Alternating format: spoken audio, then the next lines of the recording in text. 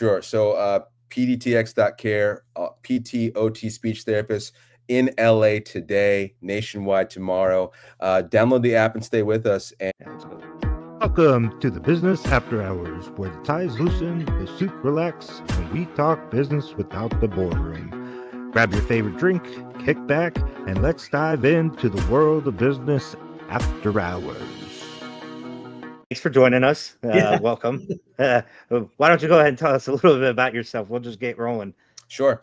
My name's Aaron Littles, also known on LinkedIn as the Captain. I was a captain of Marines for several years. Had a chance to serve and got tricked into that by my mom, but it was a good decision to go to the United States Naval Academy for college instead of Florida State, which is the number 3 party school in the nation at the time.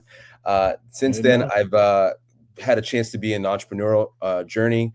I was a co-founder at Gale Healthcare Solutions. We made a mobile app that worked like Uber for nurses, and didn't convince the owner to sell it for $1 billion, but that's okay. I learned a lot of lessons and now continue to innovate in the healthcare staffing arena for therapy staffing. So we created another app, Per Diem Therapy Experts, for on-demand PT, OT, and speech therapists. Again, works like a Uber-like model. And then we offer those clinicians same-day pay, which allows more flexibility in the healthcare setting for clinicians to be able to give more patient care in these fragments of time when there's a gap of coverage. So happy to be here. Sorry to pop in, but I love this stuff. Absolutely. So you created an app. Like, do you have to? Are you vetting? These technicians and professionals. What kind of vetting do you do? Absolutely. So, when you think about all the clinicians that we talk to, there's licensure that we are able to validate and verify. They're registered with states. For the therapists, they're doctors. Some of them are doctors with a doctorate degree. We can go back to their schools and see those records. So healthcare, obviously very regulated. So you've got to make sure that stuff is really tight. But we do a lot of that on the front end. So let's validate all those clinicians' credentials on the front end so that we can place them faster. What happens in healthcare today is that you've got 13-week travel contracts and perm placement jobs and all these different things.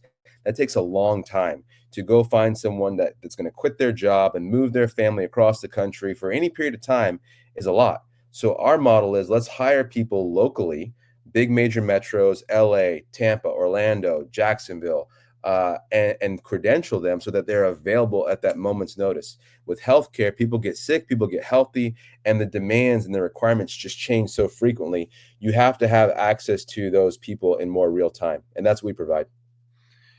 Is it so? Because I'm looking at your website, you're solely staffing solutions. Yes. So with what we do, we provide the clinicians. So we have a technology solution that schedules the clinicians. And when we say staffing grows. So what happens sometimes, our clients say, "Hey, Aaron, that's a cool app. Can we use it too?" And we say, "Yes, you can use it." And we can actually staff and schedule all your part-time clinicians, even your full-time clinicians, so that you have one place to see your whole schedule. Because then you can see who's off today, who's on. Right now, they've got paper sheets and Excel spreadsheets. Guys, it's 2020, almost 2025 now. Let's get everyone on an app that you can have real-time notifications, push notification, and then also credential management. So, Jared, sometimes those CPR cards expire. Okay, well, now you get a little reminder 30 days in advance. Hey, Susie, you need to get an updated CPR card. Go ahead and make sure it's available for the clinicians, for the facility. So that's also there. And then now what we're also growing to become is a managed service provider. All that means is that we want to coordinate all these partners, staffing companies, on one tool, on one platform, because the facility doesn't want to deal with 17 people like me. I'm already enough to deal with. So it's like, hey, let's manage all those needs that come in, because you do need travelers, you do need perm placement jobs, and you do need per diem as well. Let's have all that communicate. And all it is an aggregator that sits on top of all these apps and companies. This is like Apple TV. Apple TV now is easy to manage all these channels.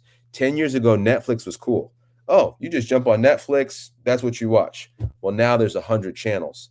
I don't go to individual channel. I go to Apple TV. I see what I want to watch, and then Apple TV tells me, and it's linked to the subscription and down to the preference of the show I want to watch, and it's all connected. Now it makes my life easier instead of having to figure out which app do I run to. Does that make sense?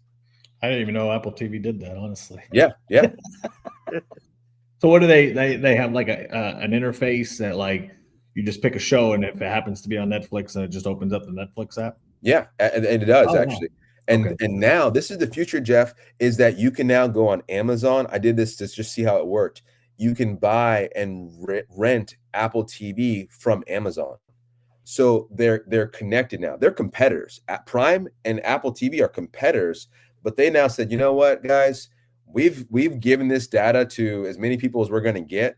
Let's make it easy so we can just keep them all in the ecosystem and then squeeze out Hulu, right?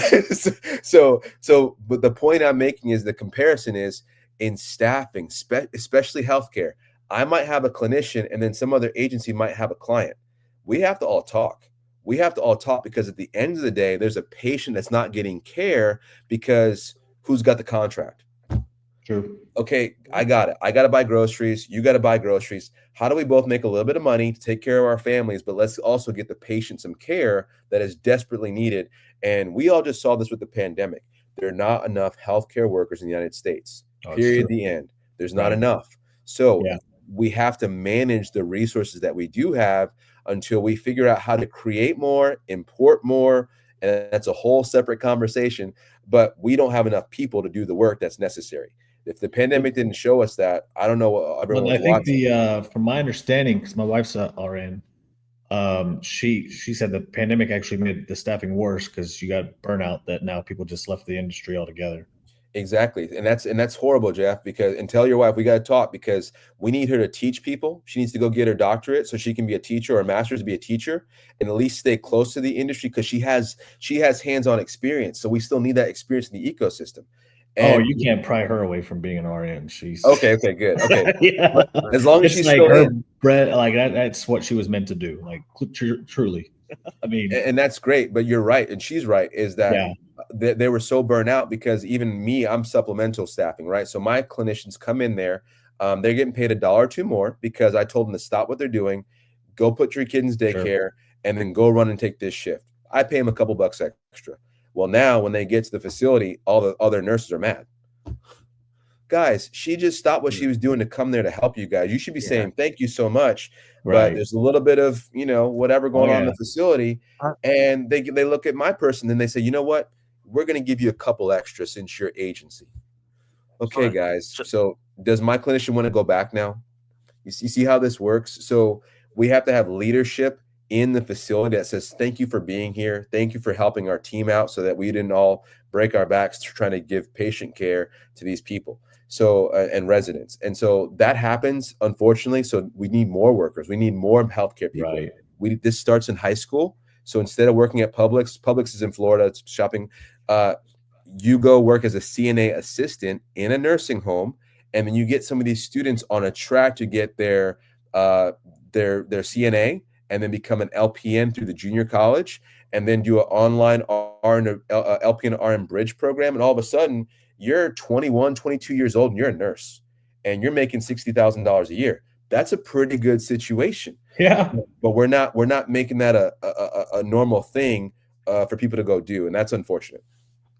how do you combat the burnout? So I kind of understand where that's coming from because I used to be a respiratory therapist in the Army, and Okay. I got burnt out. Just because of all the patients that I had to deal with and the places that I was. So how do you combat burnout for these healthcare workers? Sure. So we talk to the facilities and say, hey guys, you don't have to work short.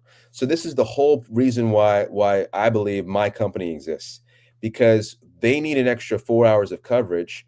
Use my person who's a stay-at-home mom that wants to pick up extra hours, but she still has her PT license, instead of making that person stay for 4 hours extra. So Jared, what happens is, sure, they can stay 4 hours one week, but guess what? They do it every week and every week. And it's not the first week, it's the 10th week in a row. Well, it's Or, hey, probably cheaper Yeah, they hiring did you that instead of with paying them overtime too on top of they. it. it is. But there's a problem with the military hospital because rather than do that, what they do is they just make the military members work the hours that the civilians can't cover or won't cover. So there was times where I was working. I worked, I think one time 11 out of 12 days in a row, a 12-hour shift. And this was at the burn center, which means that the patient load there is it's high, it's high Sure. stress, it's hot all the time, so that I think was a lot of where my burnt out was, because of the military was like, oh, you're enlisted, we don't have to pay you extra to stay to work more, and they didn't give a shit, because they didn't want to hire anybody. So that's, I think you kind of hit it on the head with the burnt out part of it. What's been your biggest struggle with building the app? So nothing, and I'm gonna say that because this is 2024 going in 2025 now.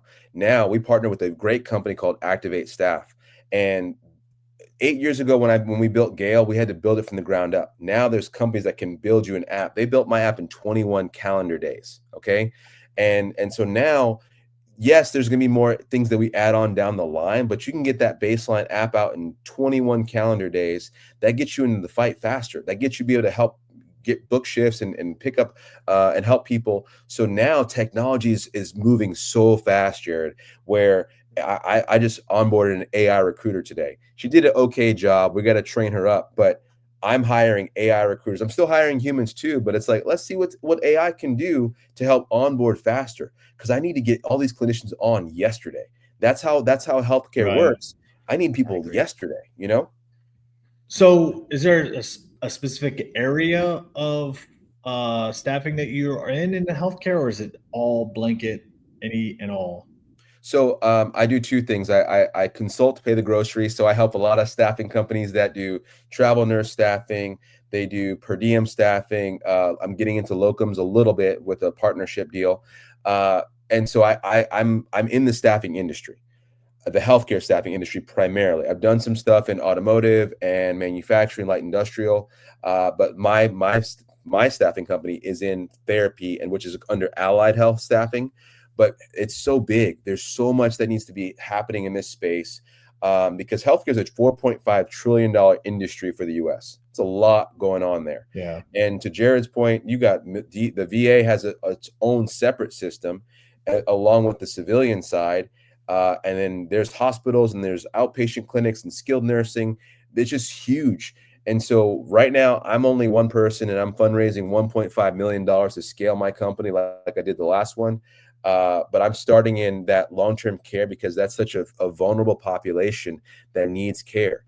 And if we can help them, then you can start working backwards to say, okay, guys, how do we get you moving, in your 40s and 50s, so that you're not hunched over when you're in your 70s and 80s. Right. Right. What's been the biggest pushback from hospitals or any of the main employers? Sometimes it's unfortunately with healthcare, they're slow to adopt technology. They're slow to innovate, unfortunately.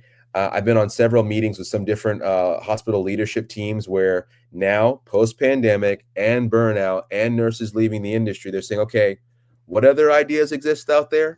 And so now people are coming around to it more slowly to say, okay, how can we innovate this problem? So I'm not saying I'm making more clinicians today. Unfortunately, I'm not.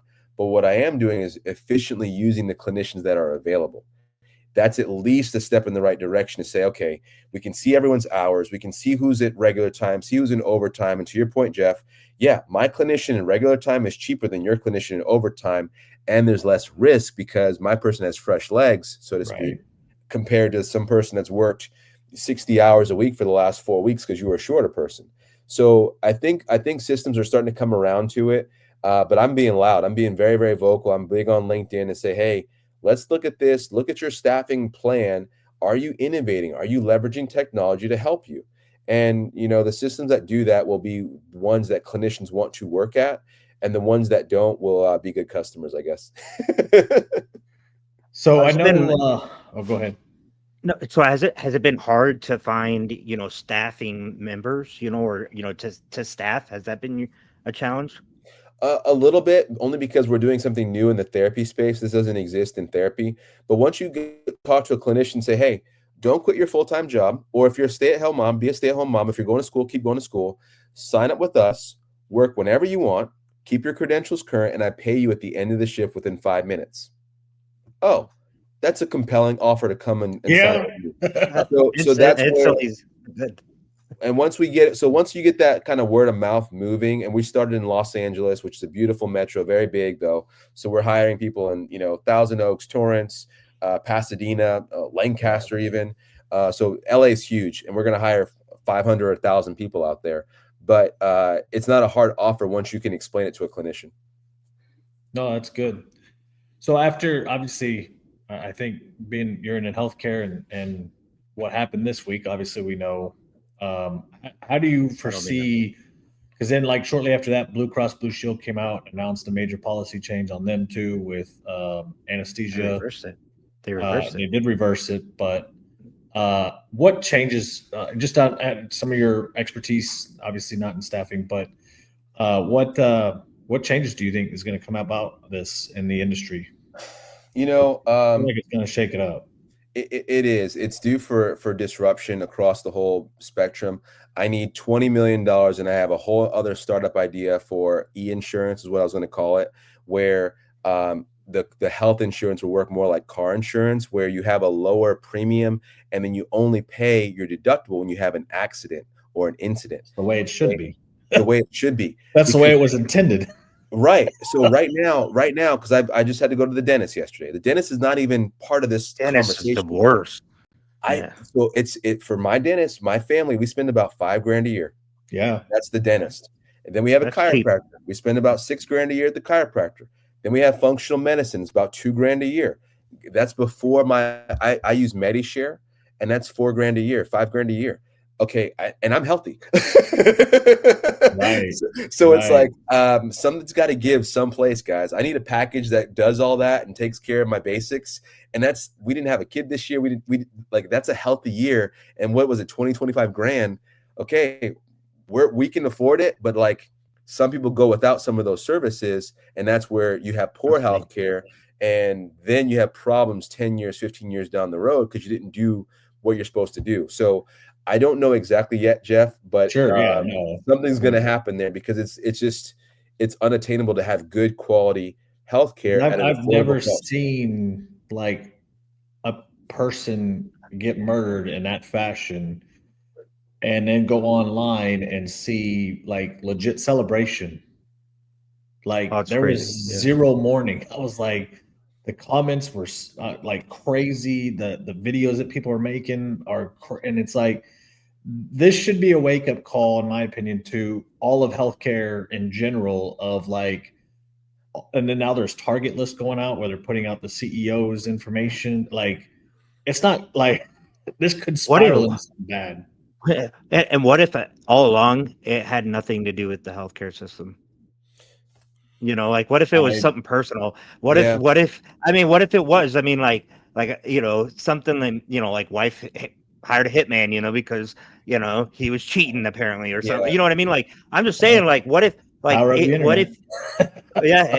mean, I wonder if we're just going to drop it off, you know, because if that happens, or if we keep this momentum. Well, we know this, Jared, is that people aren't happy. They voted with their vote. I mean, with the election, to say, hey, we need our money back. We need more money in our pockets each month. Gas prices, everything you want to say, inflation, and now health insurance. So there's still the undertone, even with some of those comments about the cost of health coverage, is just too high. And so I'm not an expert on all this stuff, but no, you're fine, you know, the Kaiser Permanente model looks pretty nice, where you have like a more of a local thing, where you're part of a member network. So now you take all these places where there used to be like a Toys R Us or Bed Bath & Beyond, you build a little clinic there, and then you have 2,000 members, like a gym, and everyone just pays, and the doctors, you're salaried here, and just have a little community hub that everyone pays a couple $100 and gets good care right down the road. Or we go back to your model where you only use your insurance on major issues like a car. Car insurance, where you have a deductible that covers all of your repairs for an accident. Yeah. So like if you end up with a heart attack, that's covered. But you want to go to the doctor because you got sniffles, you're on your own. But you know what? That'll bring the cost down of those doctor visits too, because now everybody has to do it. Bring dental into it as well. Yeah. I mean, I do not know. I don't understand why. Yeah. I mean, why we separate the body from eyes and mouth to the rest of the body. Jeff, have you ever had a tree cut down? Huh? Have you ever had a tree cut down? Yeah. Okay. But you know what they say? You got to call someone else for that stump. Oh, that's true. 'Cause you gotta get the Yeah, stump grinder. exactly. I don't do the stump. Exactly. You got to call someone. I took That's the tree true. down. I was like, but That's so true. isn't the stump connected to the tree? No. That's Yeah. somebody else. Right. No, Yeah. it's.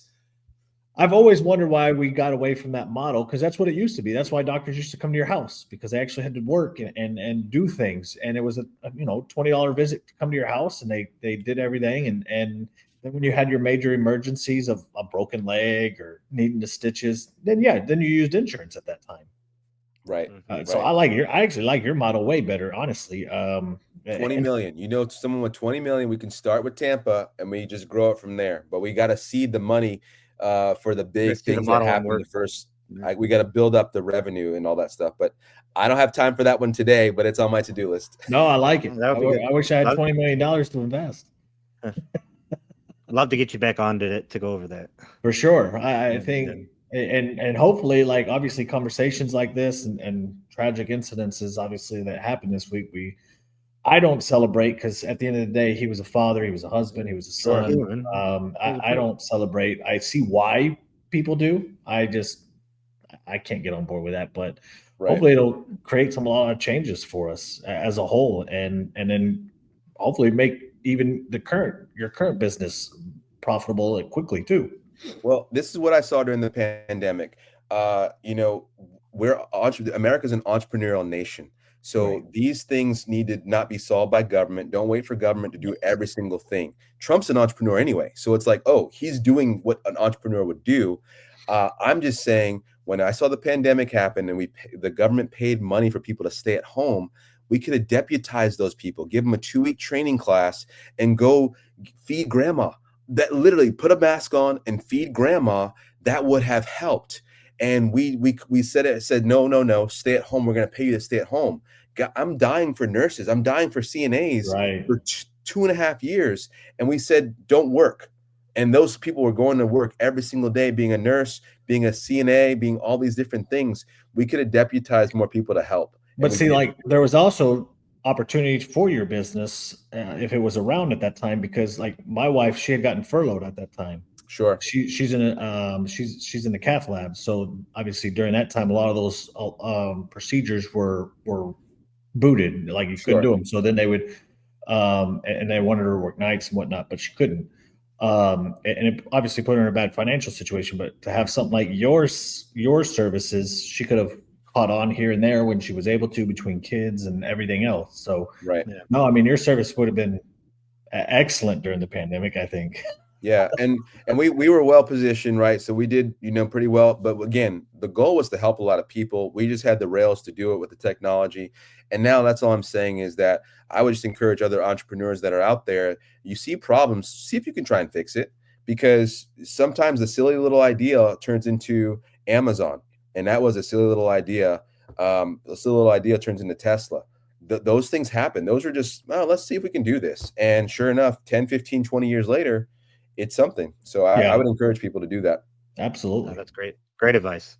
Yeah, no, and I think that is why we do this podcast, because we want to show those that might not started a company that, hey, at the end of the day, like yourself, you did have some trials and tribulations throughout the process of all this, and you're still grinding, and still, when you run into issues, solve it, and you don't give up and whatnot, and don't get discouraged. And that's why we want to show that and to those people, so that maybe it gives them, okay, there's going to be failure. There's going to be some challenges, and this guy overcame it. This girl overcame it. Sure. And whatnot. And then same with, like, your background, obviously, too. We obviously, Jared's military or former military, and you get a lot of those that come out. Like, we've had a lot of those that just, like yourself, come out not knowing what to do, and they start a company. Yeah. We'll have to have another podcast about all the mistakes I made. So we love going over mistakes. Absolutely. Yeah, absolutely. It's the only way we can grow. Absolutely. Right. All right. Well, with that said, Aaron, why don't you go ahead and give us a little infomercial on your and sure. totally highlight your company. Sure. So PDTX.care, PTOT speech therapist. in LA today, nationwide tomorrow. Download the app and stay with us. And when we come to a town near you, we can hit you up on a message. But thanks so much for having me, guys. I appreciate it. Yeah, thanks. Absolutely. Thanks for being on. It was great. Thanks, to have you. Aaron. All right. Welcome to the Business After Hours, where the ties loosen, the suit relax, and we talk business without the boardroom. Grab your favorite drink, kick back, and let's dive into the world of business after hours.